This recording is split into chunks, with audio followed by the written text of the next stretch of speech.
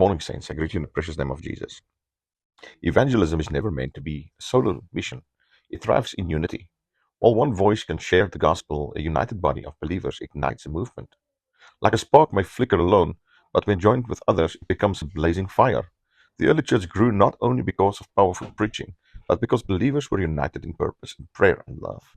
When we serve together, pray together, and witness together, our collective testimony burns brightly in a dark world, drawing the lost to the warmth of Christ. Each believer carries a unique gift and calling, and when these are joined with others in the body of Christ, the impact multiplies. Evangelism becomes a symphony, not a solo, each one contributing to the message of hope.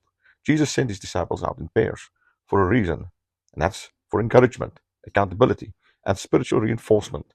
Our mission becomes unstoppable when we link arms, stand firm, and lift high the name of Jesus in unity. As it says in Ecclesiastes 4:12, though one may be overpowered, two can defend themselves. A cord of three strands is not quickly broken.